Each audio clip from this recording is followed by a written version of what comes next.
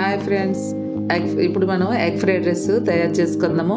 5 నిమిషాల్లో టేస్టీగా ఉండే ఎగ్ ఫ్రైడ్ రైస్ను తయారు చేసుకుందాము.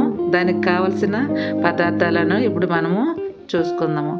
గుడ్లు, కొత్తిమీర, ఉల్లిపాయలు, పచ్చిమిర్చి, నిమ్మకాయ, క్యారెట్, క్యాబేజీ వీటిలను కోసి పక్కన పెట్టుకుందాము.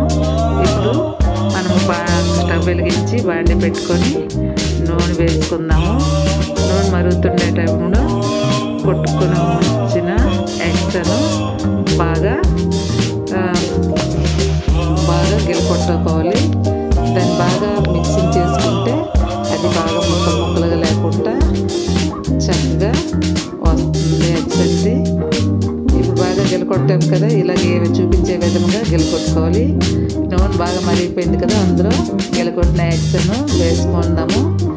అలా వేసుకోవడం వల్ల, అలా గిలకొట్టడం వల్ల ఫ్లఫీగా ఉంటుంది, అలాగే టేస్ట్గా కూడా ఉంటుంది అనమాట. అటు ఇటు బాగా కలుపుకోవాలి. చూడండి అలాగే ఏ విధంగా కలుపుతున్నాం. అలాగా కొద్దిగా కారము వేసుకోవాలి, రుచిగా సరిపడినంత కారం వేసుకోవాలి. అలాగే సాల్ట్ కూడా వేసుకుంటున్నాము. ఇవి బాగా కలుపుకోవాలి. అది కలుపుకున్నట్లయితే ఆ ఎగ్స్కి బాగా పట్టినట్టు చూడాలి. అది ఒక 5 నిమిషాల పాటు బాగా వేగించుకోవాలి. అప్పుడు కారం వాటి పడితే చాలా స్పైసీగా కూడా ఉంటుంది. ఇవన్నీ బాగా కలిసిన తర్వాత ఇది పక్కన తీసుకుందాము. బాగా ఎగిపోయి చూసారా, కారం అంతా వాసన పోయినట్టు అలా పక్కన తీసి ఉంచుకోవాలి. ఇప్పుడు ఎగ్స్ వేయించాం కదా, అదే బాండీలోన నూనె వేసుకున్నాము. 3 స్పూన్ల నూనె అయితే నేను వేసుకుంటున్నాను, కావాలంటే ఎక్కువ వేసుకోవచ్చు. తర్వాత అందులో పచ్చిమిర్చి వేసుకోవాలి. అది కొద్దిగా వేగేటట్టు చూసుకోవాలి. పచ్చిమిర్చి వేగుతున్నాయి కదా, వేగుతున్నప్పుడే ఉల్లిపాయ ముక్కలు కూడా వేసుకోవాలి. అందులో నేను ఉల్లిపాయలు కూడా వేసుకుంటాను కదా, ఉల్లిపాయలు వేస్తూ ఉండాలి. కొద్దిగా మెత్తపడేటట్టు చూసుకోవాలి. బ్రౌన్ కలర్ వచ్చేటట్టు ఉల్లిపాయలను వేగించుకోవాలి. ఇప్పుడు ఉల్లిపాయలు వేగుతున్నాయి కదా, చూసారా, అలా వేయించుకోవాలి.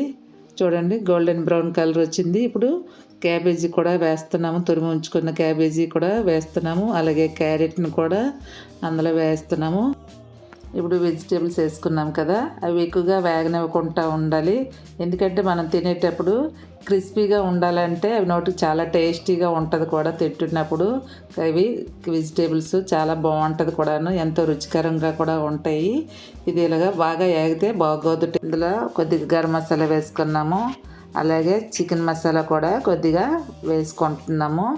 ఈ రెండు వేయడం వల్ల ఎంతో టేస్టీగా కూడా ఉంటుంది.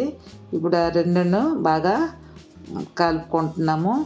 అది బాగా కలుపుకున్న తర్వాత అన్నం పక్కన పెట్టుకున్నాం కదా, ఆ అన్నం కూడాను పొడి పొడిగా చేసుకొని దాన్ని ఉండలు లేకుండాను అందులో వేసుకోవాలి. అలాగే కారము, ఉప్పు తగినంత వేసుకోవాలి.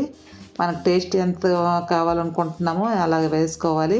రెండు కూడాను వేసుకున్న తర్వాత కారము బాగా ఆ రైస్కి పట్టేటట్టు చూసుకోవాలి.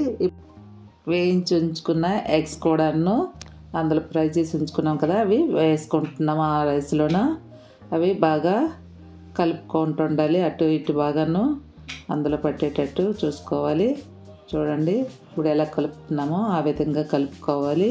ఇప్పుడు కొత్తిమీర కూడా వేసుకుంటున్నాము. కొత్తిమీర కూడా ఎంతో టేస్టీగా ఉంటుంది వేసుకోవడం వల్ల. ఇప్పుడు స్టవ్ ఆపేసుకొని అందులోన కొద్దిగా నిమ్మకాయ పిండుకోవాలి. అందులో ఉన్న పిక్కలను తీసేసి నిమ్మకాయ రసాన్ని అందులో వేసుకోవాలి. తర్వాత నిమ్మకాయ వేసుకొని అది కూడా బాగా కలుపుకుంటాము.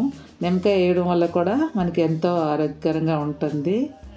నిమ్మకాయ వేసాం కదా, అందులోన ఉల్లిపాయలను గార్నిష్ చేసుకుంటున్నాము. అది చేసుకోవడం వల్ల మనం తినేటప్పుడు ఎంతో టేస్టీగా కూడా ఉంటుంది. ఇప్పుడు రెడీ ఎగ్ ఫ్రైడ్ రైస్. మీకు నచ్చినట్టయితే